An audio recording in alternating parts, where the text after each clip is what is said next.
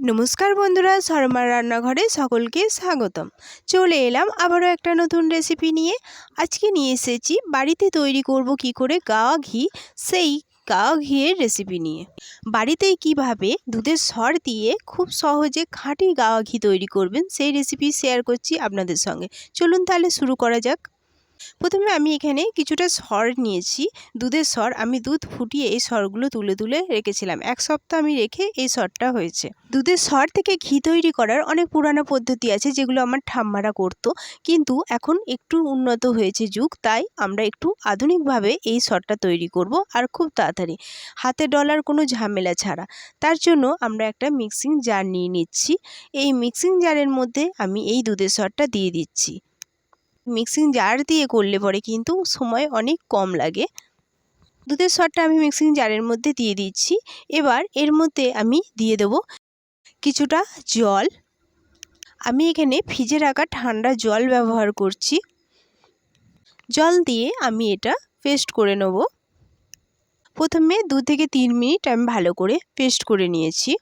এখানে কিন্তু ব্যাক ক্যামেরায় আমি জারটা বদলে নিয়েছি। ছোট জারে আমার অসুবিধা হচ্ছিল, তাই একটা মিডিয়াম জারে নিয়ে নিয়েছি। এটা আমি ব্লেন্ড করে নিয়েছি 2 থেকে 3 মিনিট। দেখুন এরকম হয়েছে। এরপর এর মধ্যে আমি আবার অ্যাড করব 1 কাপ মতো জল।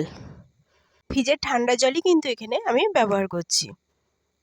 জল দিয়ে আবারও এটাকে পেস্ট করে নেব 2 থেকে 3 মিনিট দিয়ে একটা স্মুথ পেস্ট করব। দেখুন আমার 2 থেকে 3 মিনিট পেস্ট করা হয়ে গেছে।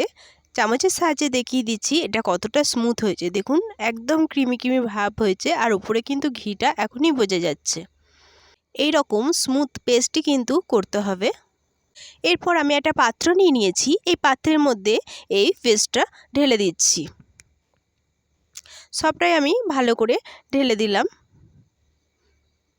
দেখুন খুব কম সময়ে কিন্তু এই পেস্টটা তৈরি হয়ে গেল, তাই না?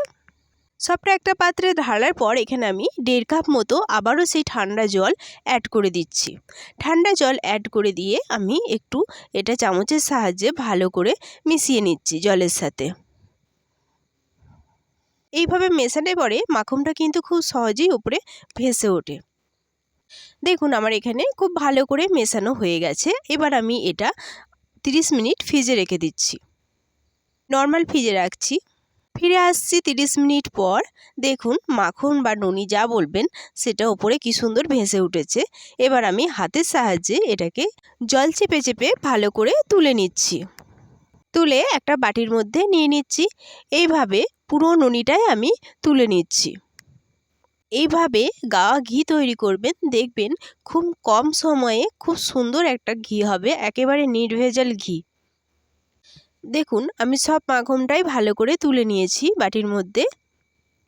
এরপর ঘি করার জন্য আমি একটা কড়াই বসিয়ে দিয়েছি ওভেনে। দিয়ে এর মধ্যে আমি মাখনটা দিয়ে নিচ্ছি। মাখন দিয়ে আমি নেড়েচেড়ে এটাকে একটু গলিয়ে নিচ্ছি।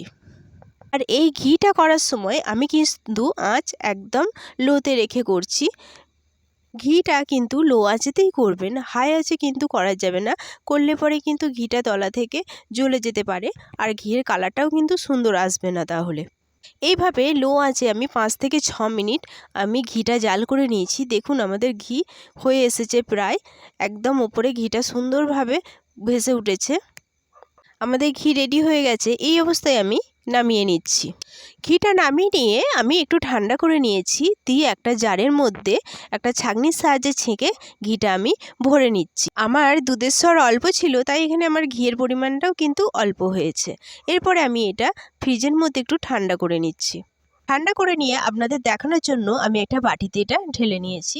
দেখুন আমাদের ঘিয়ের কালারটা কত সুন্দর এসেছে, আর ঘিটা কিন্তু হয়েছে দুর্দান্ত। এখনই একটা দারুণ সেন্ট উঠছে ঘিয়ের।